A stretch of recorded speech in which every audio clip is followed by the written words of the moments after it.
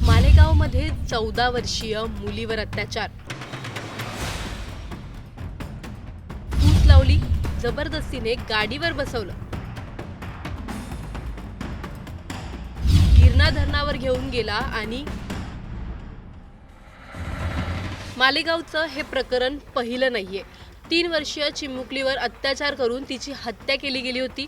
या प्रकरणाची आग अजूनही धगधगत असताना आज हा मालेगावचा समोर आलेला किळसवाना प्रकार. मालेगावमध्ये हे प्रकरण कधी, कुठे आणि कसं घडलं, तरुणीवर अत्याचार करणारा तो नराधम कोण आणि या प्रकरणाला कशी वाचा फुटली, हे सर्व या व्हिडिओमधून जाणून घेणार आहोत. त्यामुळे हा व्हिडिओ शेवटपर्यंत नक्की पहा आणि टाइम्स नाऊ मराठीच्या सर्व माध्यमांना सबस्क्राईब आणि फॉलो करायला विसरू नका.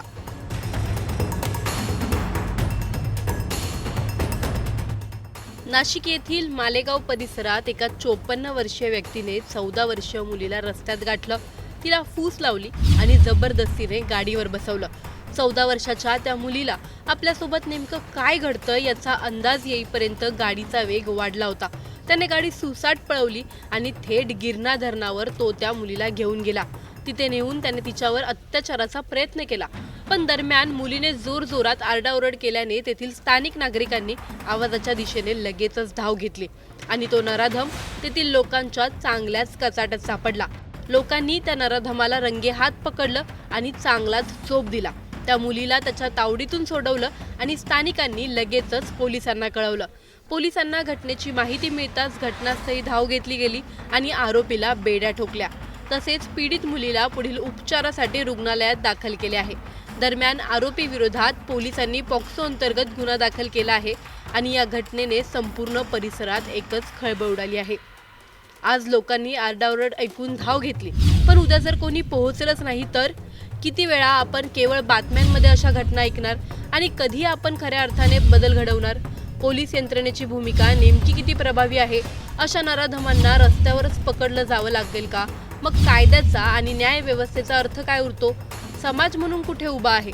महिलांच्या सुरक्षितेची हमी कोण घेणार?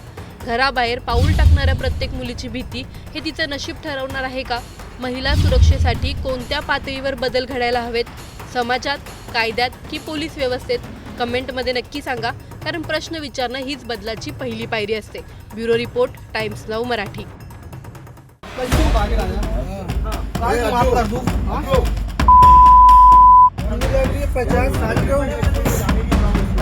मालेगावमध्ये 14 वर्षीय मुलीवर अत्याचार, फूस लावली, जबरदस्तीने गाडीवर बसवलं, गिरणा धरणावर घेऊन गेला आणि मालेगावचं हे प्रकरण पहिलं नाहीये. 3 वर्षीय चिमुकलीवर अत्याचार करून तिची हत्या केली गेली होती. या प्रकरणाची आग अजूनही धगधगत असताना आज हा मालेगावचा समोर आलेला किळसवाना प्रकार.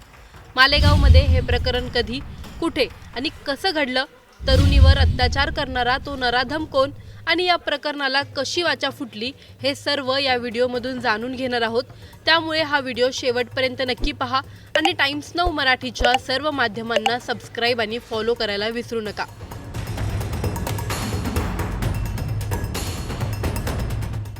नाशिक येथील मालेगाव परिसरात एका 54 वर्षीय व्यक्तीने 14 वर्षीय मुलीला रस्त्यात गाठलं, तिला फूस लावली आणि जबरदस्तीने गाडीवर बसवलं.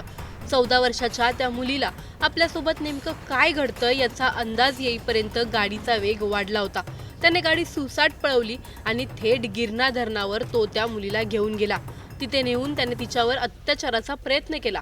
पण दरम्यान मुलीने जोरजोरात आरडाओरड केल्याने तेथील स्थानिक नागरिकांनी आवाजाच्या दिशेने लगेचच धाव घेतली आणि तो नराधम तेथील लोकांच्या चांगल्याच कचाट्यात सापडला. लोकांनी त्या नराधमाला रंगेहात पकडलं आणि चांगलाच चोप दिला. त्या मुलीला त्याच्या तावडीतून सोडवलं आणि स्थानिकांनी लगेचच पोलिसांना कळवलं. पोलिसांना घटनेची माहिती मिळताच घटनास्थळी धाव घेतली गेली आणि आरोपीला बेड्या ठोकल्या. तसेच पीडित मुलीला पुढील उपचारासाठी रुग्णालयात दाखल केले आहे. दरम्यान आरोपी विरोधात पोलिसांनी पॉक्सो अंतर्गत गुन्हा दाखल केला आहे आणि या घटनेने संपूर्ण परिसरात एकच खळबळ उडाली आहे. आज लोकांनी आरडाओरड ऐकून धाव घेतली, पण उद्या जर कोणी पोहोचलंच नाही तर किती वेळा आपण केवळ बातम्यांमध्ये अशा घटना ऐकणार आणि कधी आपण खऱ्या अर्थाने बदल घडवणार? पोलीस यंत्रणेची भूमिका नेमकी किती प्रभावी आहे? अशा नराधमांना रस्त्यावरच पकडलं जावं लागेल का? मग कायद्याचा आणि न्याय व्यवस्थेचा अर्थ काय उरतो? समाज म्हणून कुठे उभा आहे? महिलांच्या सुरक्षितेची हमी कोण घेणार? घराबाहेर पाऊल टाकणाऱ्या प्रत्येक मुलीची भीती हे तिचं नशीब ठरवणार आहे का? महिला सुरक्षेसाठी कोणत्या पातळीवर बदल घडायला हवेत? समाजात, कायद्यात की पोलीस व्यवस्थेत? कमेंटमध्ये नक्की सांगा, कारण प्रश्न विचारणं हीच बदलाची पहिली पायरी असते. Bureau report, Times Now Marathi.